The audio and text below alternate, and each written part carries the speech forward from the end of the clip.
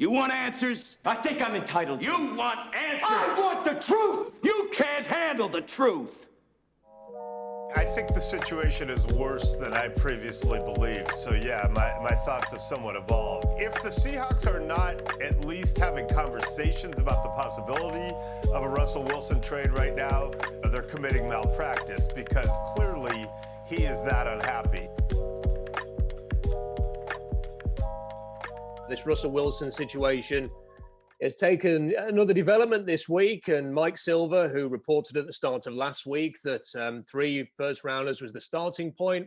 We then heard the news of the 4 teams that Russell Wilson would be prepared to be traded to, courtesy of Adam Schefter through his agent Mark Rogers, who went on the record. And then this week, Mike Silver has appeared again on the NFL Network and said that the situation is a lot more serious than he initially thought, that he thinks the Seahawks would have to be considering what offers are out there right now because the situation is so serious.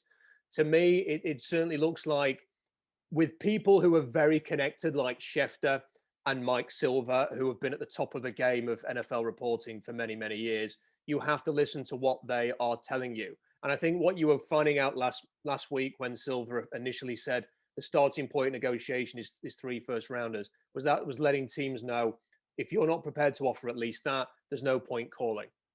When Mark Rogers goes on the record and speaks to Adam Schefter, that was a very clear message to those 4 teams: get your best offer together and start talking to the Seahawks.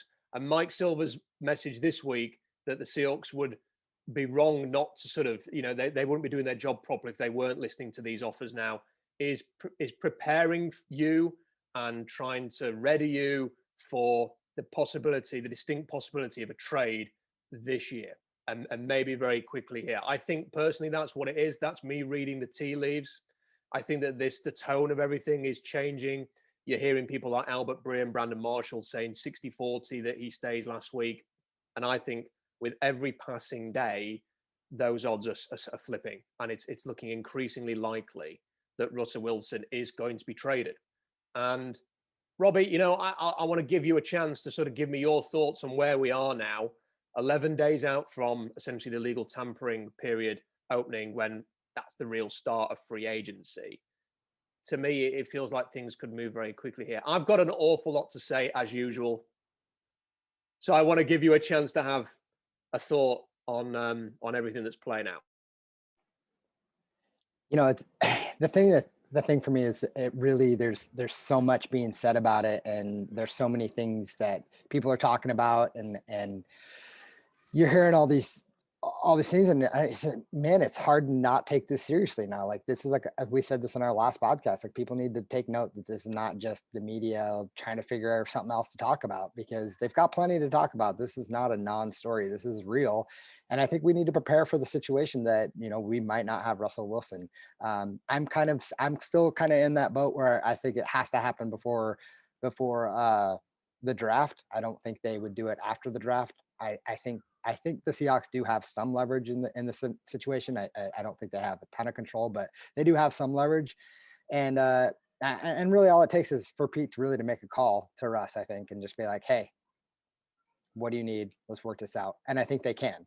And Pete seems like one of those guys, right? Like, he's a players coach, they say, and all these things. And he's a problem solver. Well, this is a huge problem and he needs to solve it. And if he doesn't, we're putting a lot of faith in Pete Carroll and John Snyder to fix this issue. And there's a lot of things about me, like, I've gone back and forth thinking like, well, we could make a great trade and we can get a huge haul of players and picks and all these things that we could grab.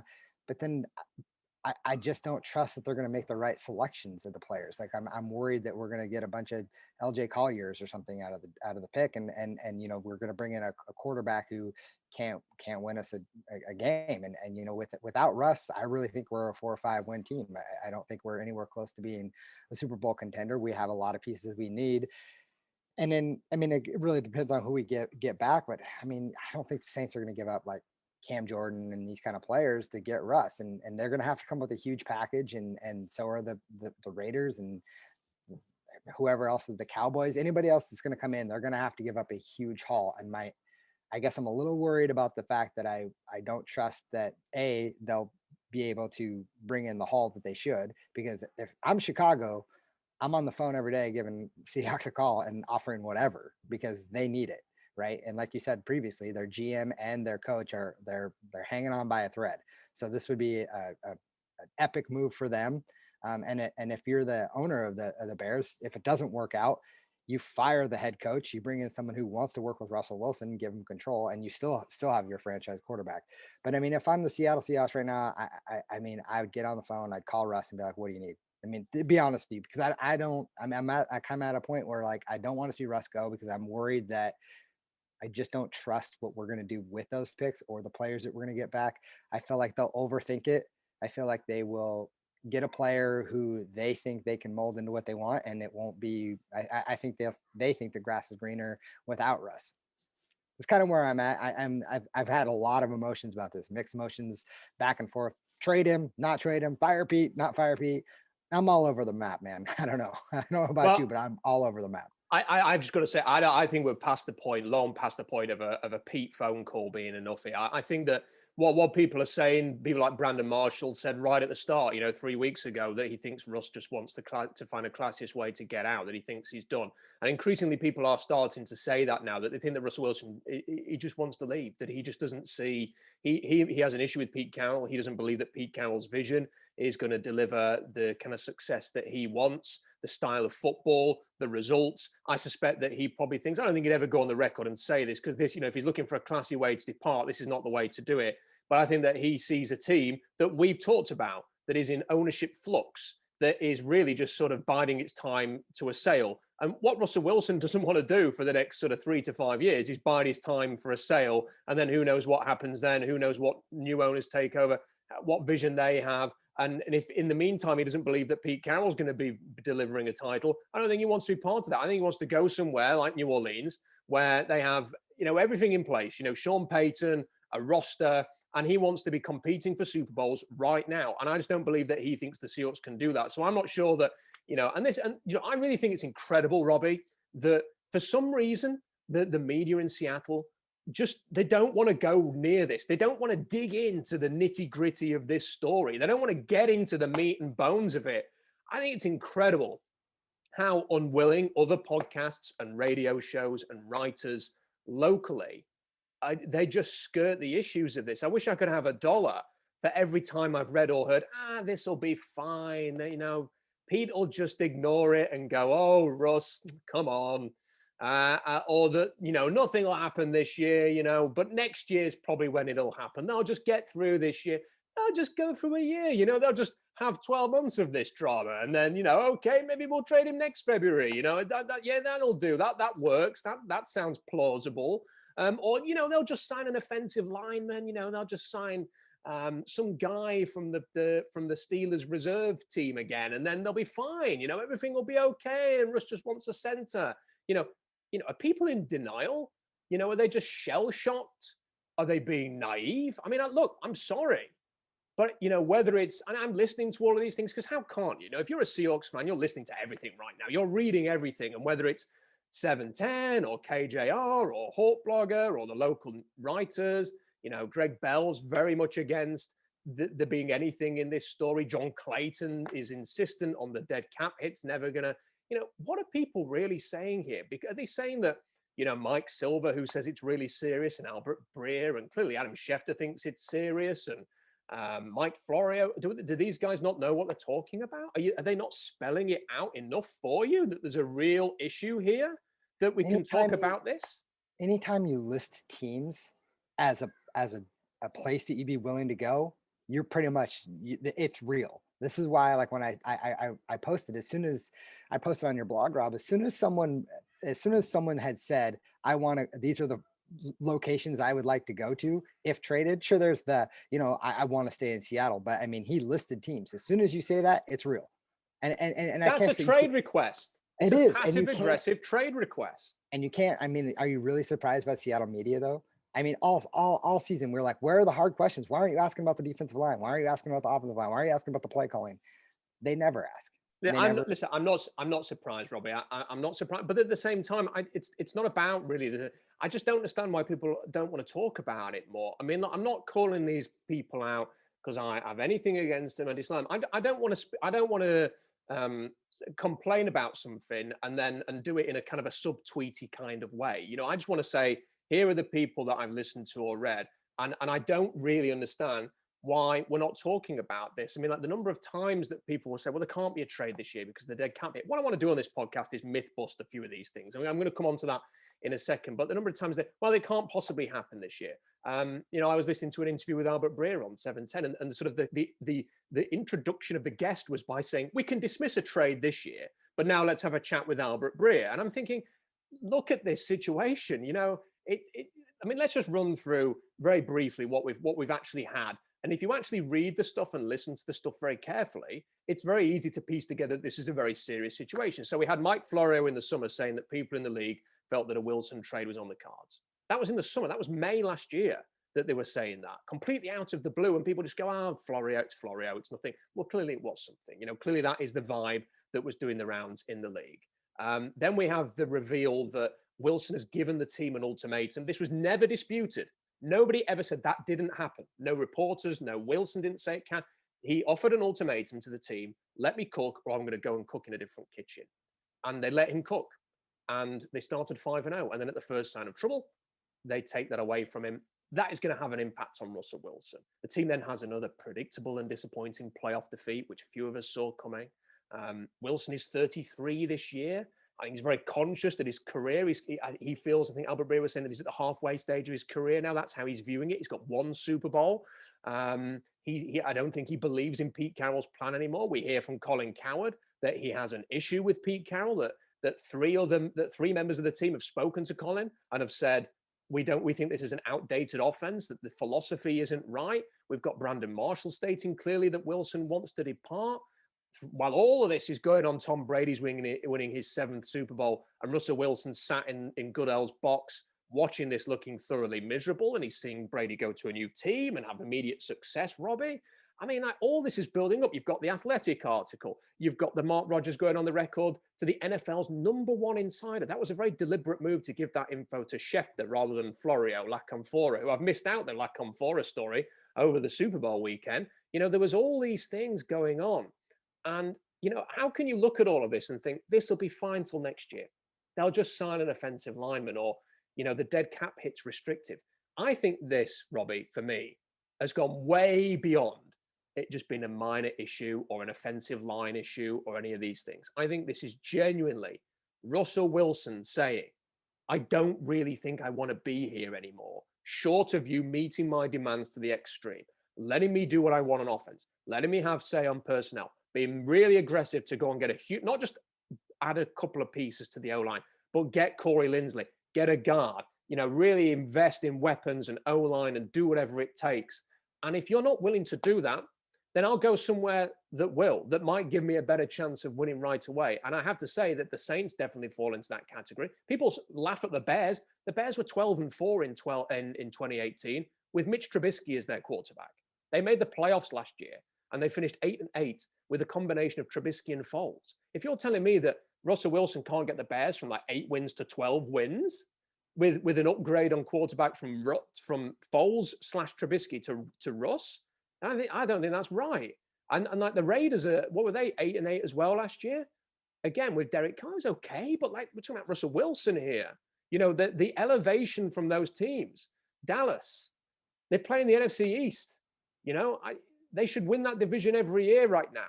So I think that's how he is viewing it. And also there's the money side. There's so many strands to it. It's about being in a big market. There are so many things to this, Robbie. We have to take this seriously. We have to talk about this as, right, these are the main ways that we should be discussing this.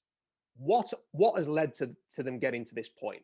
Because that really gets to the heart of whether the Seahawks are heading in the right direction and whether fans should be concerned about the direction of They're this not. team. I'm just going to tell you right now, they're not heading in the right direction. Well, we need to have that conversation. Okay. But nobody I'm telling right now, we're not. I tend to agree with you. But that needs to be discussed rather than dismissing this and going, oh, Russ, silly old Russ. No, we need to talk about whether why does Russell Wilson want out? And let's have a serious conversation about that, because this team might not be heading in the right direction. And if it's not, we need to talk about it. That's the first thing. Second of all, what happens if Russ goes? Let's have a serious conversation about what exactly are the Seahawks going to do? Because they haven't come out like the Texans and dismissed this. They haven't come out and said he's not going anywhere. If anything, it seems to be the way with what Mike Silver said yesterday. They're listening. They're actually listening to offers. And maybe they won't trade it. Maybe they won't get the right offer. And then there's nothing you can do about it. And they will just be kind of forced to get on with things. And Russell will have to accept that as well if no one offers the right kind of deal. But right now, it seems like they're kind of, they're certainly not answering the phone like the Texans. It seems like they're listening. So let's talk about that. What, and also, if there is going to be any way of fixing this, what do they have to do? I mean, we've had a week on the radio, Robbie, of Pete. It's ridiculous to suggest that Pete Carroll's too controlling and too powerful and doesn't haven't got any accountability. But why is that a daft conversation to have? Why isn't that a topic that we should at least be touching on, even if you don't agree with it? Because if Russell Wilson leaves this year, having voiced through his sources, Colin Cowherd, the main one, that he's dissatisfied with Pete Carroll, why shouldn't we be talking about whether it's right that the franchise quarterback goes and the 70-year-old head coach stays? These are all the kind of things that we need to be talking about. I kind of feel like not enough people are talking about them. What do you think?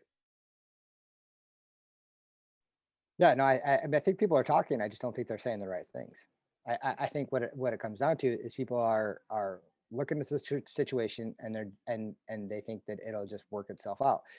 I tend to agree in some aspects. I do think it can be worked out. I don't think we're past beyond the repair point. I mean, it feels like it because not much is said on our side, but I mean, well, and then I go back and forth, and here I'm starting like thinking and talking myself into the other aspect of it, because you look at it and you're like, if you're the Seahawks and you've heard this last summer, we heard this last summer that Russell Wilson probably could have been on the trading block, or that maybe we're even listening to offers then.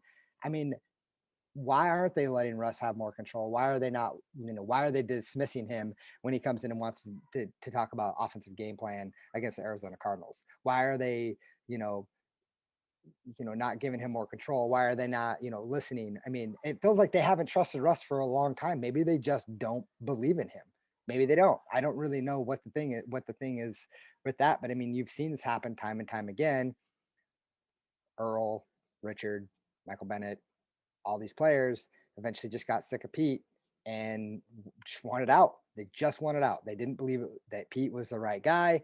And now here you are with Russ doing the same thing. And so you have to wonder, like, why wouldn't people be talking about, I know Pete Carroll delivered a Super Bowl to Seattle, and I'll forever be grateful for that. But I mean, we want to continue to win Super Bowls, and we haven't won a playoff game in 5 years. So yeah, it's time to start reevaluating what's really important. Do you want to just be loyal to a coach who that got us the Super Bowl but hasn't done anything since then, or do you want to try to move forward and get someone who can win a Super Bowl and an offensive minded coach, or even if it's a defensive minded coach, build that defense back up, let Russ do his thing, and let's see what happens. But someone had said, I don't remember what show I was listening to this week, but they compared it to the Bill Belichick, Tom Brady scenario. And they're like, they've had issues for years, but they always had someone in the middle. It was Robert Kraft. We don't have that. Paul Allen's not around. Jody Allen's not going to do anything. So Pete does have too much control. I don't understand why people would think that Pete doesn't have too much control. I mean, even John Snyder doesn't have enough control. I mean, Pete has way too much say in what happens with this team. And my personal opinion, it's time for Pete to step down as head coach. It's time for him to relinquish some control. Just be the face. He can be the rah-rah guy. That's fine. But he shouldn't be the one controlling everything, because it's not working. I mean, I say that, and we were 8-2 when playing Russ's way, and then 8-2 playing Pete's way. I think someone said that. Yeah, I don't know, maybe I guess so, but you got to look at the teams that we were playing in the second half of the season. Yeah, the defense was playing better, but again, look at the teams that we were playing. I don't know, man. It's super frustrating. And the direction of the team is we're not going in the right direction. We haven't been for a while. Sometimes we get good deals out of trades. The Jadeveon Clowney thing was, in hindsight, didn't work out for us, but it wasn't that bad of a trade. Third rounder, and got him. Hopefully that we thought. I mean, I get that the thought process behind it, maybe possibly getting a third because he'll sign a big deal afterwards. We didn't get that compensatory pick, and then after that, you trade for Jamal Adams, which was just a knee-jerk reaction to not being good enough, and we gave up way too much. And now we're stuck in a situation where we're probably going to pay Jamal Adams way too much, and we're going to get rid of our franchise quarterback. and pay too much to have that happen as well. So I don't know, man. We're not heading in the right direction at all. I mean, if they were smart, they would do kind of what we're talking about. And not that and I'm not, let me rephrase this because I know people are going to blast me for saying this. I'm not saying that I am in a situation where I'm clearly I know way better than the Seahawks do or anything like that. I know that they're professionals. This is what they do for their jobs and all that kind of thing. I'm not trying to disregard that, but I mean, I think the smart thing would be to trade Jamal Adams. You look at it's not hard to kind of figure out the math on what we need. And if we want to get back in the draft, this is how you do it. You don't get rid of your franchise quarterback and not beef up your offense. I mean, games are won in the trenches. It's always been that way. Always. Well, it's time to invest in that. You know what? I just want to say, because there's one thing you brought up which is really interesting, Robbie, was that 8-2 when they did it kind of like Russell's way or whatever, and they did it 8-2 with Pete's way. What people often forget when they talk about this is that when Russell was having his way, if you want to call it that, they were fielding one of the worst defenses in NFL history. You know, Russell Wilson was having to go out there and score 35 points a game minimum in order to win games. And he was having to prop up the whole team on his shoulders. Now, if people don't think that would have had an impact on him as the season was progressing, this feeling of like, if I don't keep scoring and scoring and scoring, then we're not going to win, that has an impact on anybody. Aaron Rodgers never had that at any point last year, where he felt like, crap, if I don't score 40 here, then we might not win. Ditto any of the other teams. Mahomes and the Chiefs, they could play, you know, their defense was never so bad that they would feel like they had to, you know, go into fifth gear as soon as the game kicked off. And Wilson had that. And when you sort of look at the Buffalo game where it started to unravel a little bit, and the Arizona game where the Seahawks had a 10-point lead with 6 minutes left in the Arizona road game, and they lost because the defense couldn't stop a paper bag, a wet paper bag. And the Cardinals came back into it, and Benson Mayo had that stupid penalty that turned a field goal into a touchdown right at the end. That would have been a win. Then at the Bills just, you know, they came out. The game plan was terrible. The defense couldn't stop anything. They immediately were 14-0 down, Robbie, and chasing the game. And Russell Wilson forced things and made mistakes because he knew that if he didn't score and score and score and score, then they weren't going to have a chance in that game. And then they went to the Rams, and people go, oh, yeah, do you know what, that Rams game on the road? That was the turning point for the defense. Well, yeah, in the second half when the Rams went down into second gear because they scored like 21 points in their first 3 drives, and it took about 45 seconds per drive. Okay, so Wilson was always having to like come from behind or score loads of points and put the pressure on. And when the defense actually sorted itself out later in the year, they weren't doing the up-tempo, aggressive. You know, people go, oh, yeah, but they did let Russ cook because they let him throw a lot. It's not about number of times you throw versus number of times you run it. It was everything about the mentality, the tempo, the aggressiveness, that sort of taking it to opponents, which clearly Russell Wilson doesn't think they were doing in that second half of the year. They never, if they gave him a defense when he was playing it the way he was at the start of the year, we may have seen a very different overall season. And I certainly don't think, like that Buffalo game, if people want to say that that's where Wilson unraveled, they were playing Quinton Dunbar should not have been playing in that game. And he was on defense. You got Carroll after the game saying, we thought they were going to run the ball a lot. Yeah, well, they threw the ball like 30 times in a row to start the game. So, you know, people can talk about how Wilson played and the style of play all they want. That's something to remember there with the way the defense was impacting things and the mentality of Wilson and everything like that. Anyway, let's do some myth busting, because I think that this is, I don't think anybody's talking about this, Robbie, and I think we should talk about it, frankly. We should lead the way in that way. So myth busting, dead cap hit. Some people very, very, you know, John Clayton, this is a bee in his bonnet, isn't it? I mean, there's articles, radio appearances. You cannot trade him because it's impossible. It's impossible to trade him because of the dead cap hit. And, you know, and there's a few others who would keep repeating this line, and the fans keep saying it whenever, you know, if I get into a little conversation on Twitter, Robbie, about trade, and people, there'll always be somebody willing to sneak in there and just say they can't trade him because of that dead cap hit. Well, let's just look at the truth behind this, because if you actually spend more than 5 minutes looking at this, you realize that the dead cap is a massive red herring. So here's the reality. If they trade Russell Wilson, it will cost them $39 million this year, his signing bonus. That would mean an extra $7 million based on the cap hit of $32 million. It would put the Seahawks, Robbie, at about $500,000 in cap space for the season as things stand right now. And people will go, well, that's a horrible situation to be in. Well, guess what? 500 grand, that's 34 million more than the Rams have right now. The Rams are 34 million over the cap. The Saints are 60, 70 million over the cap. The Eagles are 40 million over the cap. The Falcons are 30, 40 million over the cap. So there are like 10 teams who are actually in the red right now. So if you do this trade, you're not in as bad a state as they are. Okay? And here's the thing, if you trade Wilson now, you immediately open up $37 million on the cap hit next year.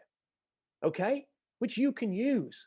So the Seahawks have already got about 120 million, Robbie, free for 2022. You stick another 40 million on that, you have about $160 million to play with in 2022. So guess what? If you want to restructure Bobby Wagner's contract, you can. If you want to re-sign Jaron Reed or Carlos Dunlap or Tyler Lockett and lower their cap hits, you can.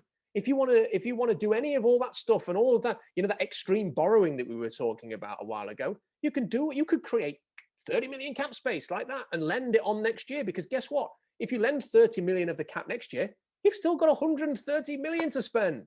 So this idea that if the dead cap hit's so restrictive this year is BS, because you create 40 million next year. Why has people not been able to work that out? Is it just because it's such a large sum that the idea of paying Russell Wilson $39 million right now, nearly said pounds, $39 million is so much to have in play somewhere else that they just can't get their heads around it? But then you'll often hear people say, well, just do it next year when it's less. If you trade him next year, you're still paying $26 million for him to go somewhere else. So you're saying that $13 million to a billion-dollar company like the Seahawks is more important than having no drama for a year? Because if you just sort of say, wow, we can't trade him this year, he wants out, let's just assume he wants out, we're getting offers, but no, we're going to live with this for another 12 months because, well, we can save $13 million. That's just ridiculous. So what are you going to have, like, all the way through the draft? Well, should the Seahawks take a quarterback? Should they draft a quarterback? What if they do draft a quarterback? Are you then going to have like Wentz versus Hurts in Seattle? And then, when you get to training camp, hey, Russell, what was all that about? Hey, Russell, have you thought about whether you want to leave yet? And hey, Russell, how's this? And Pete, what about Russell Wilson? And hey, Pete, you only let Russell Wilson throw 20 times in that game. Is he happy about that? And hey, Russell, how do you feel about the fact you threw 20 times a game? And hey, Pete, you won that game where Russell threw 40 times. Maybe shouldn't you do that? You want a whole season of that?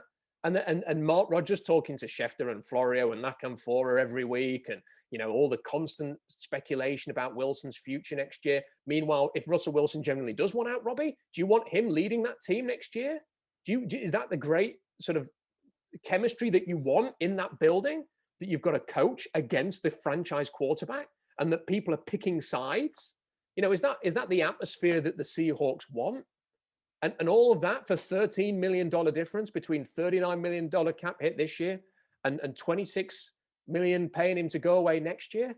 It's just ludicrous that this cap hit has become this huge. Well, we can just write off a trade this year because of the dead cap hit. No.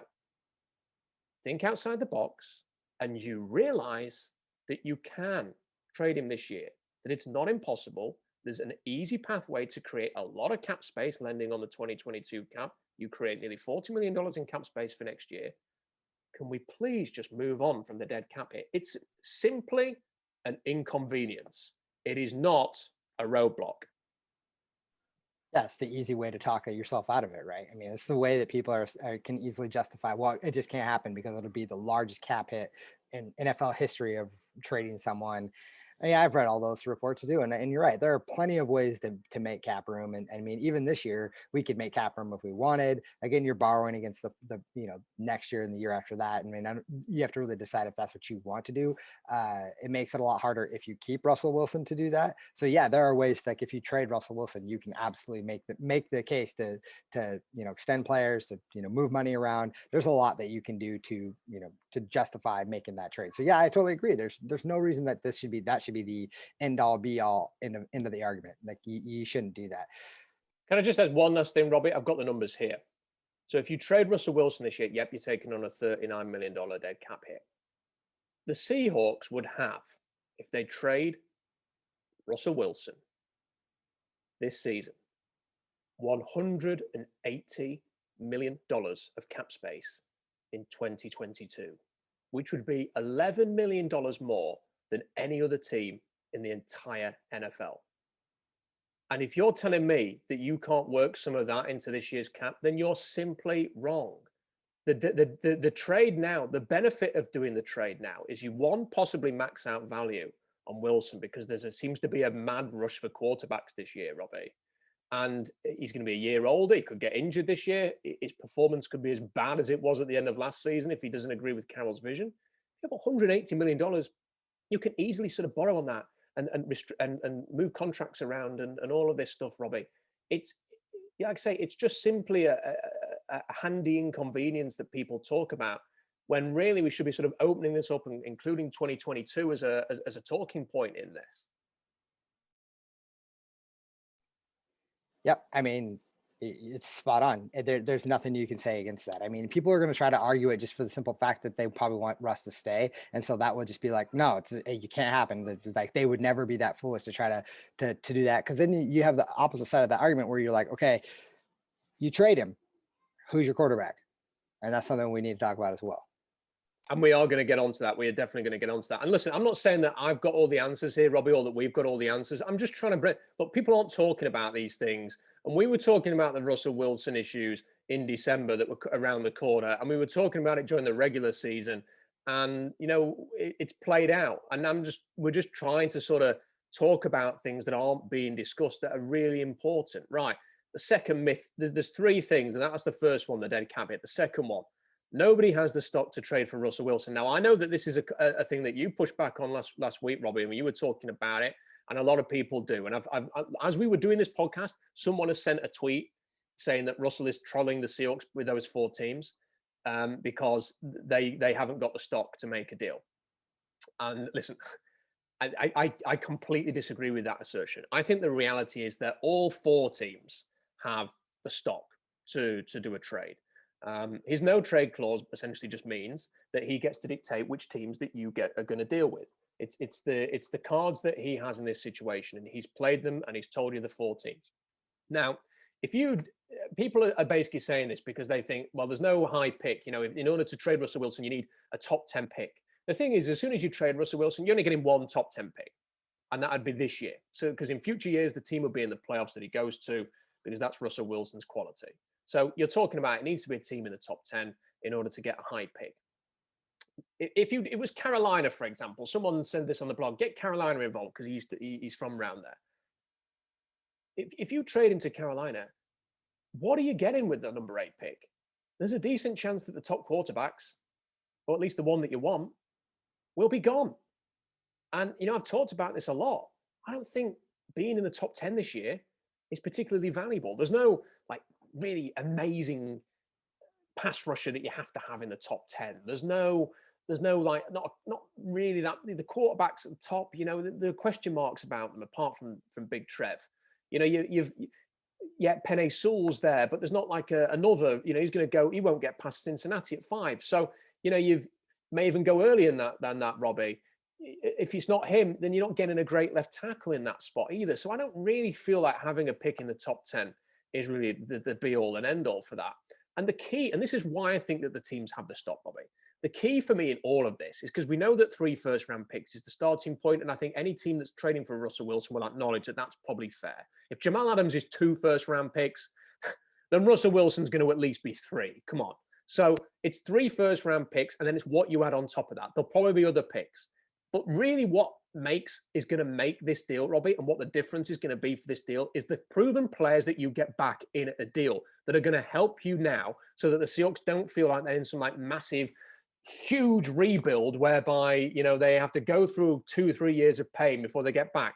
They're going to want players who can come in, who are like Pro Bowl, all pro players who can come in and can, you know, really give this team a chance to do something in 2021. That could be a quarterback, but it doesn't necessarily have to be a quarterback because we're going to talk about some of the quarterback options later. So let me just give you some examples. Like people say New Orleans can't do it because they've only got the 28th pick or something like that. That doesn't matter for me. The meat of this draft is like pick 20 to 75. So if you have pick 28 or 20 or 17 or whatever, that's fine.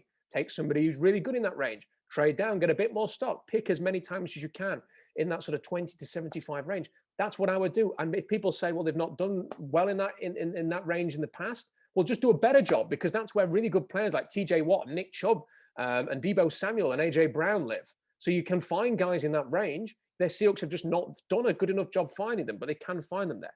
Now, if New Orleans give up Marshawn Lattimore, you've got a long-term answer at cornerback.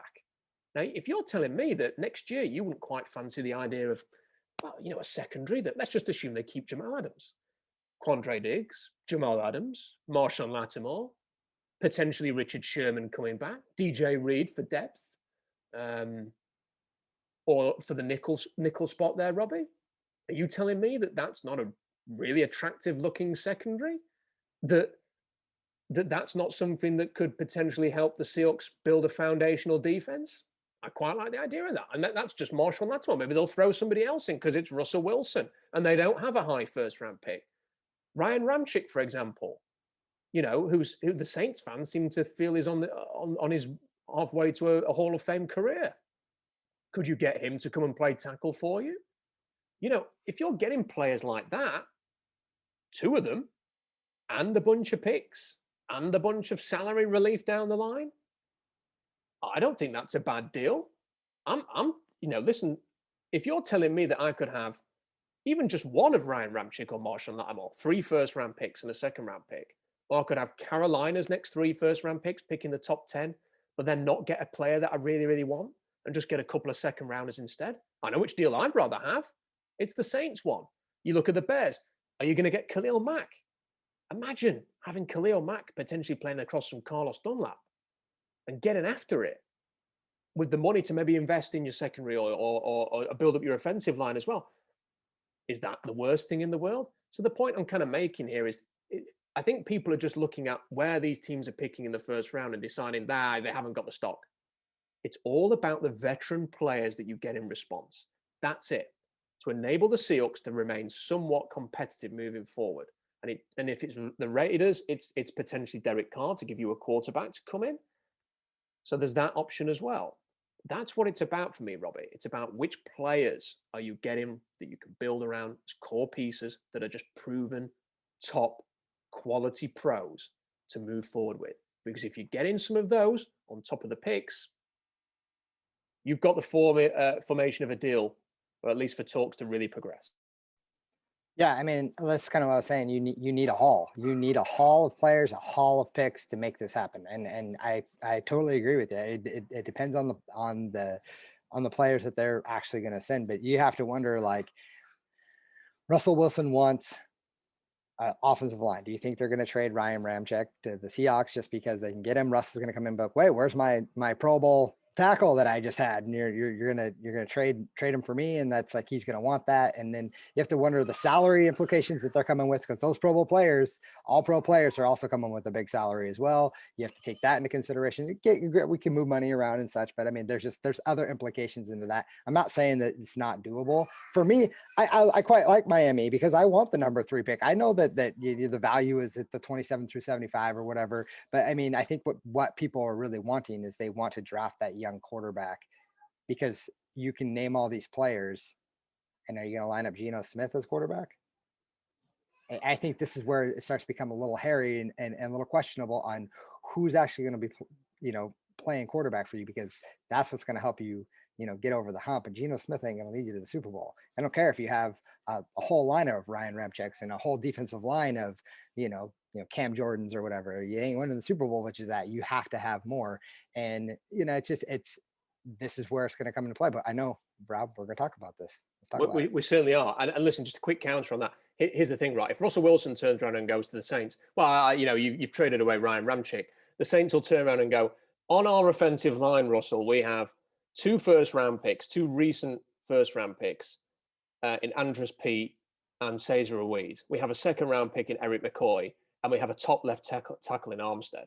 So 4/5 of your offensive line are high draft picks or, proven quality players. So really, you can live without Ryan Ramczyk at right. They'll find a right tackle. I even would think, Robbie, in order to sweeten the deal, maybe the Seahawks, if they're getting Ryan Ramczyk, maybe they send Brandon Shell over there and save $3 million. And then Brandon Shell can start with the Saints. I mean, like, at that point, their line is not an issue. Plus, Russell, by the way, you get to play with Michael Thomas and Alvin Kamara. So I think actually Ryan Ramczyk, I think Russell would probably quite like to see him in New Orleans, but I think they could probably live without him. In terms of like this is, I mean, just to put a bow on these sort of like the reason why the Cowboys, for me, Robbie, told Jane Slater that what they said last week, and I know we talked about it, is because I think they know full well that they have not got in any way, shape, or form the stock to compete with some of these teams. You know, the Bears are a desperate franchise. The GM is desperate. You know, he may well say you can have Khalil Mack and, you know, a top young defensive back for all we know, or whatever. I mean, they might just be, they're so desperate they need to get a quarterback in that building at all costs. So their deal is going to be huge. When I'm talking about the Saints, if they really want Russell Wilson, and because of their cap situation, moving a couple of guys like Lattimore and Ramczyk will save them $20 million. It'll save them $22 million to move those two players, which is as much as Russell Wilson will cost to bring him in. So they can still do all of the other stuff that they're doing, and they can actually save money by moving those two. So, you know, the package that you actually get in a trade with veterans could be really, really, really good. And the Cowboys just haven't got that. They've got the number 10 pick. Is that going to get you a quarterback? Probably not. The way that the quarterbacks are sort of moving up the board because everyone's desperate. So you're not going to get a quarterback there. And which veterans are the Cowboys going to give you? You know, who do you want? There's nobody there. They ain't giving you CD Lamb. So who are you having? And they're not, you know, you're not doing Dak Prescott. You're not having him as on a franchise tag and then bringing him over for $40 million. That's not happening. You know, the only thing with the Cowboys is you trade Russell and you hope that the Cowboys let Dak hit the market, and then maybe we do a deal with him. But he ain't coming over in a trade. And I think the Cowboys know full well that they have just not got what it takes to compete with the other three. And that's why I think they've distanced themselves. If you notice, other three teams, they ain't distancing themselves.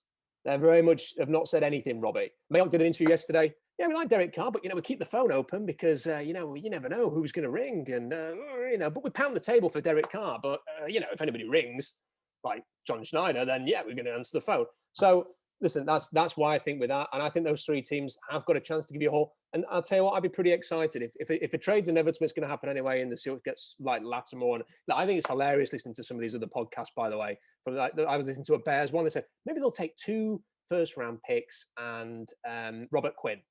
I was thinking, yeah, good luck with Nick Foles next year, because there's no way that that's going to get the job done. Be realistic, people. Talking about Russell Wilson here. Right, final one. Final myth-busting thing, Robbie. The Seahawks are under no obligation to deal Russell Wilson. And I think we've kind of touched on this, so I'll rattle through this. Look, if it's inevitable that he's going to leave, it's inevitable and you're better off just doing it now. You know, there's only really, Hugh Millen said this, Robbie, and I liked this a lot. He said this on KJR. There's only 3 quarterbacks that can start for Seattle in 2021. Happy Russell Wilson? Unhappy Russell Wilson? Somebody else. And the only option you can't go with is number 2, unhappy Russell Wilson. So you either have to make this right, and contrary to what other people suggest, Corey Linsley alone is not going to do that. It's going to take a lot more from Pete Carroll to sort this out. I'm not saying it's a done deal. You said it's not a done deal, Robbie. I think it's leaning towards being a done deal that he wants out. I'm not going to rule out you'd be stupid to rule out completely that they couldn't fix this, because until he leaves, it can be fixed. But I think there's a lot of work that needs to be done there. So you've either got to make him happy and buy in. And when I say happy and buy in, Robbie, I think we're almost at the point now where that might mean even a new contract, quite frankly, as a very public sign of commitment that we're staying together, ending any kind of rumors and talk and media stuff. If he signs a new deal, it kind of nips it in the bud. I don't know really if that'll be nipped in the bud without some kind of big statement like that, or short of Russell Wilson, you know, coming out and making a statement of some kind, saying that I'm completely 100% happy and I'm going to spend the rest of my career in Seattle. I don't really know what else they can do. So they've got to make him happy, or they've just got to move on.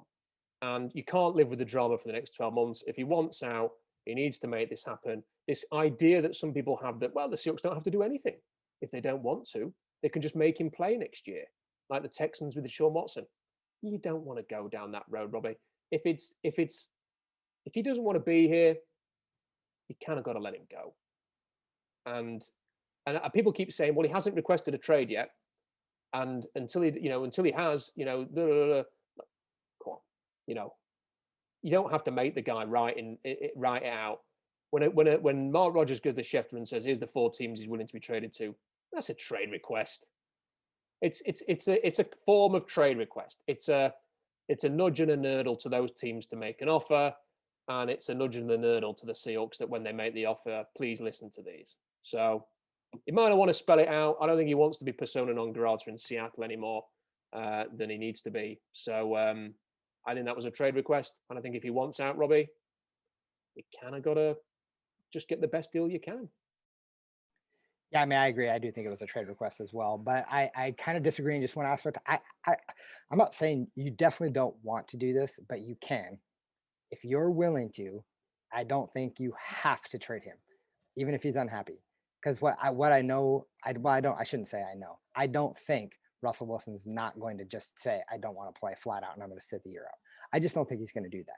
I think what'll have to happen is he'll swallow his pride a little bit. He'll come in, he'll finish the year out, and then next year make it very known, trade me, period. No questions asked. He might do that again. He might do that this year. Who knows? But I think you can let it ride. You can. I'm not saying it's what you should do. I'm not saying it's the right thing. You definitely don't want an unhappy quarterback, because you're right. What's going to be happening is you're going to have, teams, it's going to split the team in half. It's not going to be good. It's going to be dysfunctional. Nothing's going to be fun about it. I'm not saying you can, but I'm just saying, I'm not saying you should, but you can. That's the only part I would want to say on that. And then, the other thing is I think if you're going to do this, like I've said it before that I think you need to blow it up, but I'm not necessarily blow it up, but like you really have to have a solid game plan for what you're going to do going forward, and how you're going to have to talk Dwayne Brown into off the ledge, because he's going to want to play with Russell Wilson. He's not going to want to play with a quarterback that's coming in that is either rookie or whatever. He needs a veteran. He wants to play for titles. You're gonna have to. You have implications with DK Metcalf, Tyler Lockett. I mean, there's a lot of people that Russ is close to on the team. You tell Bobby Wagner, well, okay, it's your team now, Bobby. Go lead us to a championship. What's going to happen? I think there's going to be a lot of things that are going to be, Jamal Adams, for example. You said it in the last podcast. He might not want to play for us anymore after that. He might just be like, okay, now you need to trade me as well. Well, and I don't know, man. There's just a lot of implications out of this, and it's why I feel like we're just heading down a really dangerous path. Yeah, I can see that. I mean, for me, I think if you trade him, I think what you say to Dwayne Brown is you go, look, but buy in, believe in us. We're going to try. We're not just going to sort of move Wilson and not do anything. I think once you, again, Robbie, if you move him, you get 40 million in cap relief for next year. You have 180 million to spend. This is going to be such a fascinating free agency period coming up. There are going to be massive, massive, massive opportunities in terms of, everybody in the NFL is talking about this like huge massacre that's going to happen next week when like loads of really good players are going to get cut. And you're going to have opportunities where players are not going to get the market they would hope or usually expect in free agency. There are going to be huge opportunities out there. Now, if you make the move and you create the space for next year and you borrow on next year, you could go nuts in free agency. Like I said, the Seahawks will have $180 million to spend next year. They'll have 11 million more than anybody else. You could really sort of tap into some of that, borrow some of that, and then you could go absolutely nuts in free agency, and you could build a super roster, frankly. I mean, it's not that ridiculous to suggest that you could have a really good roster next year. You just don't have a franchise quarterback. And I actually think, you try and sell the players on that. I mean, look, it's a huge offseason. And this is like, if you actually look at it right now, this is what the Seahawks have got. It's a mess. It's a long list of free agents, no cap room, no picks, a QB who seemingly wants out, doubts about the coach's vision. Clearly, Wilson isn't the only one sort of wondering that about the vision of the coach either. Ownership's in flux. It's kind of just waiting for a sale. It's not a good place to be. I think you've got to flip this around into a positive very, very quickly. And the only two ways to do that, to get Russell Wilson on board, get some more draft stock, get some money, and do kind of what he wants and sort of get everybody back on the same page. Or you just draw a line under it, you move on, and you get to work. You get to work in 11 days' time, and you get after some of these free agents. And instead of BJ Finney and Cedric Abui and Benson Mayowa, you go and land some big fish, Robbie, and you build up your roster, and you get a haul, and you get back in the draft as well, and you try and load this thing up. And that brings us on to sort of the QB alternatives. What could they do in that kind of scenario? Because I do think this is something to talk about. People are seemingly a bit nervous talking about this until Wilson has gone, but we'll jump in at the deep end and we'll get straight into it. So I'm just going to read the names out, Robbie. A quick thought on each one from each of us. We'll start with Alex Smith, who was parted ways with Washington. Get up in age, but I've always felt that Alex Smith was kind of like the perfect Pete Carroll quarterback, in that he kind of just manages things, and character-wise, he's shown a lot of grit. So Alex Smith, first up. He's serviceable. I don't think he's going to win a championship, but he's serviceable. He could come in and bridge the gap between maybe a young quarterback and a transition period.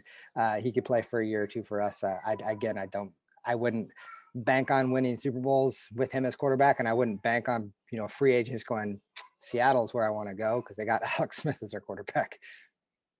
See, I'm not against Alex Smith at all as a bridge. I think really, if you're being realistic, unless you get Derek Carr, you need a bridge.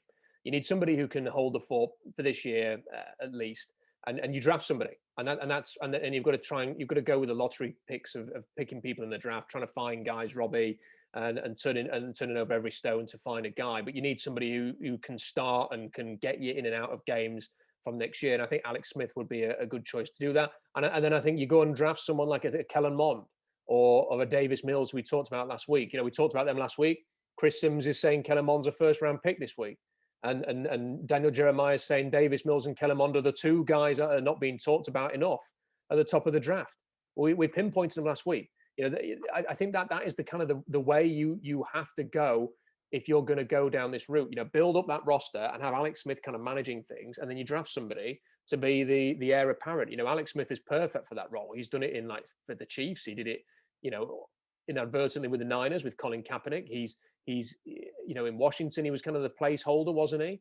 But then obviously it kind of went a bit different for everybody involved in that situation. And people are talking about whether he goes to Jacksonville and reunites with Urban Meyer now to be the placeholder for Trevor Lawrence. I don't think the Jags will do that. I think they're going to start Trevor Lawrence because they've got to sell tickets next year, and Alex Smith is not going to sell any bloody tickets. People are going to want to see Trevor Lawrence. So I think he'd be an ideal pick in many ways.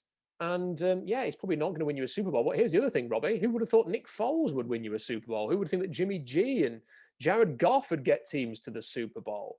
I mean, players get to Super Bowls. Case Keenum was a game away from the Super Bowl. He got to the NFC Championship.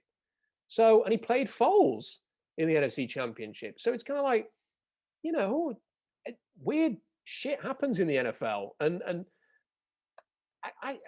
I'm not saying that Alex Smith would get you to the NFC Championship game, but if you could build up a great roster and have a good running game and a good defense, and you've got big DK and Tyler and maybe another weapon, and you've got him there, I don't know. I mean, it's just saying, it's not ridiculous. Dafter things have happened. Okay, Derek Carr.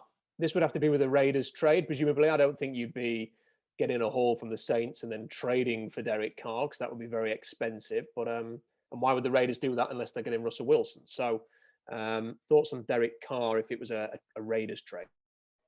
Yeah, and this is kind of where I want to go. To be honest, if we're going to trade Russell Wilson, this is where I want to send him. One, I've already said I don't want to send him to an NFC West or NFC team at all.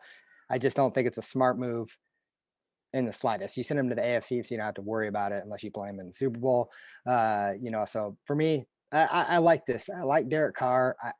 I think he's serviceable. I think he's better than Alex Smith. I think he can continue to get better. The only thing that I would worry about with Derek Carr is if we're doing the play action stuff, a lot. This is, I put the stats out there last week of what it was. He was 26th, 30th, and whatever.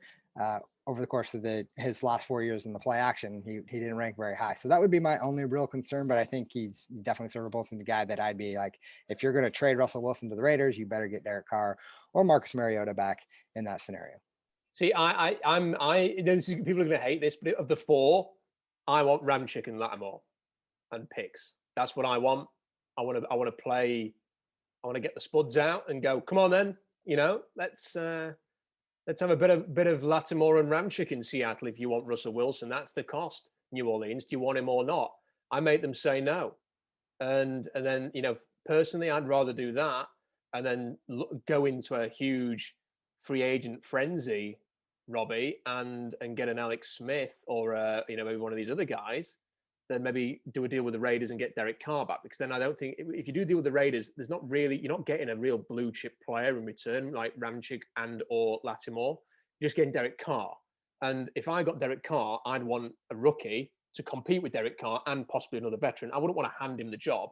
I would want to go, right, okay, competition's on, 2012 all over again. You know, when there was Flynn, Jackson, and Russ, I'd want Carr, Mond or Davis, Mills, and somebody else, Jacoby Brissett or whatever. In you go. You're all competing for that. So for me, I'd rather have the players rather than Derek Carr. Just my personal opinion, but there we go. Moving on. What about if it was Marcus Mariota instead? I mean, some people prefer Mariota? I thought Mariota played very well in the one game that he played last season. Was it against the Chargers? I think it was. But it is only one game, Robbie.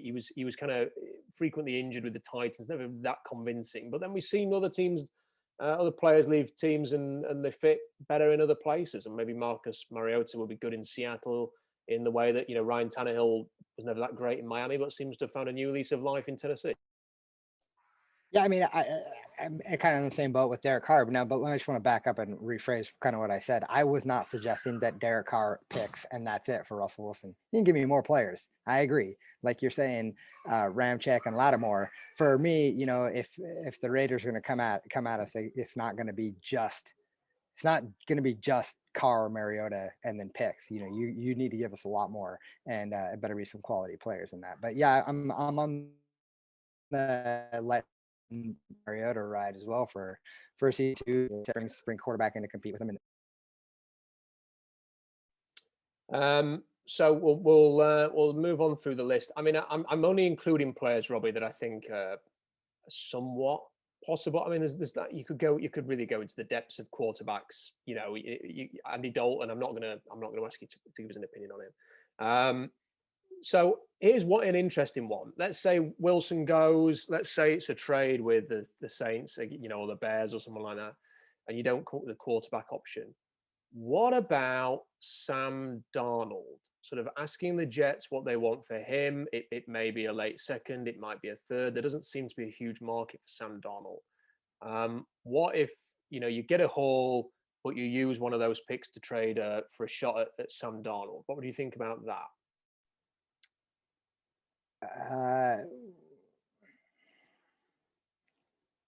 I don't know. I'm a little uncomfortable with it. I don't love the idea. I'm also a little intrigued just because I'd like to see maybe what he could do, maybe in a different system. But I mean, some of the things about him is that he had small hands and throwing in the rain and these kind of things. I just don't know how he would fare in Seattle. So it's tough for me to really get on board with that. And plus, I thought I was reading something that there was actually quite a demand for Sam Darnold, and so I don't want to really get in a bidding war with somebody else if we're going to trade Russell Wilson. I don't want to give up some picks that we had to got for Russ to get Sam Darnold. That doesn't really appeal to me. I think the latest report was that he was asked about it, the GM, Joe Douglas, and he said that, we'll listen to anything, which kind of was interpreted a little bit as, please give us a call. So I don't know what's happening with Sam Darnold there. And while three quarterbacks have been traded, it seems like the Jets have probably, I imagine they've got a good idea now whether they want Zach Wilson or not with number 2. And if they didn't, then they'd probably making more of how much they're behind Sam Darnold. So I think they probably are going to draft a quarterback at 2 and they are going to trade Darnold. I'm not really that excited. It sounds great, doesn't it? Former top 5 QB, never really did anything in New York. Could he come back to the West Coast, do a great job? USC, Pete Carroll, whatever. But too many turnovers at USC, too many turnovers with the Jets. I'm not convinced that will be worth much investment. Here's an interesting one. Gardner Minshew. Now, I think that you could make, if you were needing to have a QB competition, let's say, a competition of players, and you had, like, again, a rookie, an Alex Smith, and one other, the Jaguars aren't going to be able to get much for Gardner Minshew. I mean, probably like a day 3 pick at most, maybe like a veteran trade of some kind. I'd happily throw him into a mix of competition. Robbie, I don't think you trade for Gardner Minshew under the premise of he's the starting franchise quarterback. But I think as a part of a 3-headed competition, I think you could do a lot worse.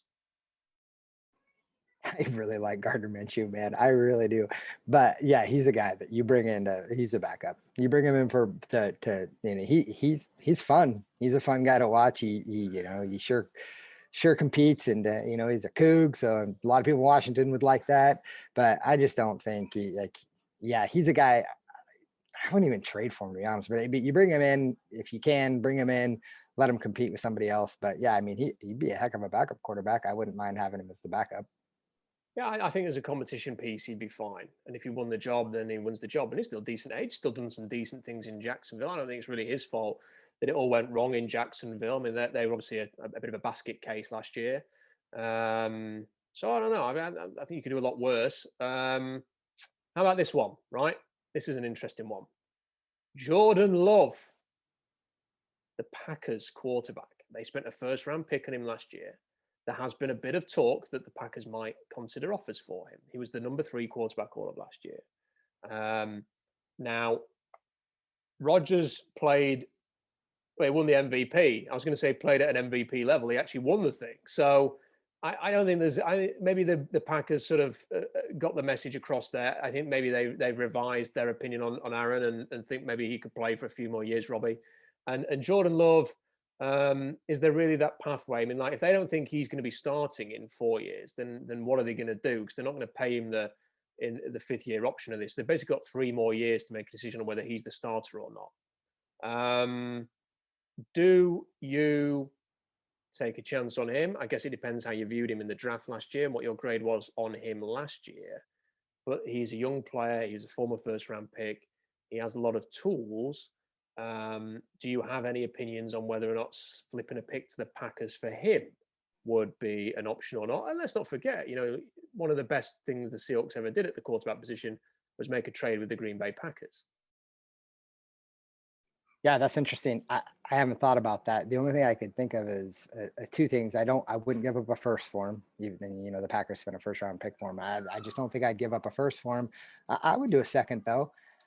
I just don't think the Packers would do it. I know there's been some talk about it, but in my opinion, they would be smart to hold on to him. I mean, I don't know if Rodgers has 3 or 4 more years left in him. He might, and he could, but I think the Packers would be smart to hold on to him, have somebody in their system that they know that can take over and see what they got out of him, because they could always trade him later. I think trading him this year would be silly. But yeah, I guess it's possible. And I don't really have an opinion. I think that he was very raw, and the fact that he was never the backup last year kind of worries me a little bit. I don't know. I think he would be costly. I think it probably would cost a first or a second to get him, and you'd have to really have rated him really highly, like a year ago, to go down that road, and you'd have to be sort of committing to him to start. I think what I would rather do, if this happens, Robbie, and this is I reserve the right to change this opinion. What I would rather do is sign a veteran, as I said, get another piece in there, compete, open it up, and then I'm all in on drafting a Kellen Mond or a Davis Mills or Trey Lance, depending on where he's going to end up going. I mean, he could go number 4 to Atlanta, or he could last into round 2. I mean, his stock's kind of, I think it's quite varied. I think the same for Justin Fields, funnily enough. I don't think he's the lock top 10 that PFF will have you believe. So I think I would like to go down that road. And I do think Kellen Mond is, the more I watch of Kellen Mond, the more I like. I got through the 2020 stuff. Last night, I was looking at 2018, 2019, where he was a little bit less, a little bit more inconsistent. That's the right way of putting it. But still a lot of qualities there, Robbie, a lot to like about him. He did things in 2018, 2019, which he didn't do in 2020, which was like break off 60-yard rushing touchdowns like Colin Kaepernick. I wasn't expecting that. So I like his accuracy. I like his arm strength. I like his decision-making. I like him. He seems like a pretty cool guy and a leader. So, and he's played 4 years, which, when you look at Davis Mills, played like 11 times. So, he, unlike a lot of the quarterbacks in this class, I think, frankly, if you said to me, the Seahawks do a trade, and then with number 28, they took Kellen Mond to be the future, I would not be doing a podcast with you, Robbie, and complaining about that. I think that you could. I wouldn't have a problem with that. I think he's good enough to justify that. I'm not saying that he'll be a franchise superstar quarterback. I just think that in much the way that Dak Prescott should not have gone to round 4, I think that teams maybe will learn a lesson from stupid mistakes like that, and Russell Wilson going in round 3. I think Kellen Mond has got a lot of the things you look for. And if a team is willing to take Christian Ponder in the top 15 for crying out loud, then a team should be willing to take Kellen Mond in the top 40. So I would be happy to take him at the end of round 1 and invest in him and go with that. And as a backup option, Davis Mills, I think, has a lot of the qualities that a lot of teams are going to really like. So for me, I don't have a problem with doing that, Robbie. And look, they're not going to be Russell Wilson. And I would miss the heck out of Russell Wilson. But I don't think it's the end of the world if he moves on either. You've just got to be smart, and you've got to make the right decisions like you did in 2010, 2011, 2012. Do that, you don't have to struggle for the next few years. Might not be quite as good at quarterback. Might be better at other positions, though, which they haven't been able to be because of $35 million quarterback on the roster. So we'll see. I think it's been interesting to run through some of those names. I want to finish off talking about something completely different, Roy. Actually, you want to jump in here and just want one final comment before we move on? Yeah, I just want to talk about, kind of what you said about Kellen Mond. And I said it last week. This, like, for me, he has a little bit of that Dak Prescott, a little bit of that, Colin Kaepernick look to him. Love the way he plays. For me, I really, really like him. He's a player that he definitely excites me. I think he has all the tools and everything that you said. And so, yeah, for me, if you're going to make a kind of move, this is the kind of thing that you have to do. Go get a player like that. And I think even 28 probably too. In my opinion, I think 28 you might not even get him. You need to go up a little bit higher to get him, and maybe not. But that's just kind of what I'm thinking about. But yeah, I really, really like Kellen Mond. I think that's a great pick. Just while we're talking, Robbie, there's been a little bit of is development the right word? There's been a report from Diana Rossini on the Russell Wilson thing. So it says here, the Seahawks have made calls to other teams about trading away Russell Wilson. And then she says in a quote, he's not happy in Seattle. She's then sort of clarified in a tweet of her own, I was told the Seahawks are not shopping Russell Wilson, but calls made from other teams inquiring have been answered. So essentially confirming that talks are going on, which again, just listen, I really hope that people sort of took my comments at the start in the best possible way. I'm not having a go at anybody really. I'm just surprised that there hasn't been a bigger, deeper conversation about what's going on, how serious this is, what are the consequences, what do the Seahawks do? And, in many ways, Robbie, I'm glad because we get to talk about it. And I think Seahawks fans will appreciate it. I mean, we've sat here talking about what they should do and where they're going and myth busting a little bit. I think it's a worthwhile exercise.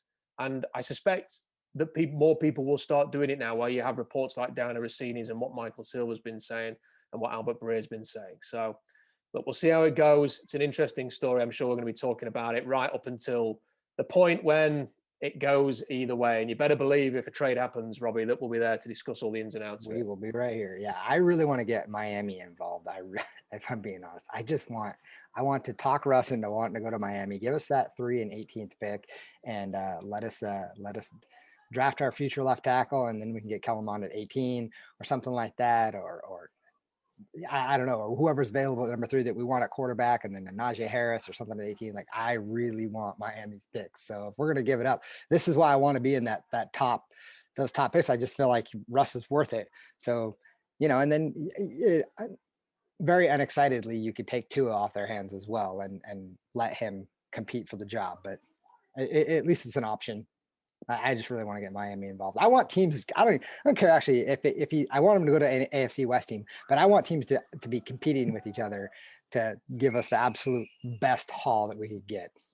I would give the Dolphins a discount to keep Tua, quite frankly. I mean, I just thought, I don't know if you've seen this, but like the the shade being thrown on Tua from the Alabama quarterbacks. They asked Devonta Smith, who would you rather, who do you prefer playing with? Was it Tua or Mac Jones? Oh, Mac Jones, yeah. And then Jalen Waddle's kind of asked on NFL Network, did you hear what Devonta Smith said about Tua and Mac Jones? Can I ask you the same question? Oh, can't believe I'm asking, but what's your answer? And Jalen Waddle goes, yeah, Mac Jones. And it's just like, wow, the shade. You could have gone, I can't pick between the two, both great guys. No, cards on the table. Mac Jones all the way. So very surprised by that. I wanted to finish with this, Robbie. It's not a Russell Wilson topic, but it's a topic that I wanted to finish on.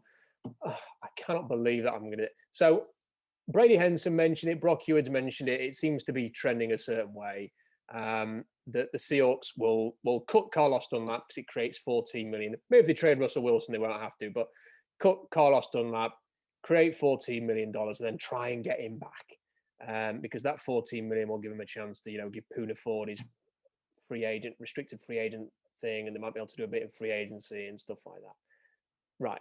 If they do that, Robbie, this will be the third year in a row after Frank Clark and Jadeveon Clowney, where they've either traded or not re-signed their top pass rusher. In this instance, they'd be cutting him.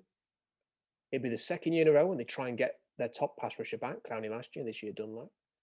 And they would run the risk of, for a third year in a row, going into next season with a massively inadequate pass rush. And I just don't understand the plan here, Robbie.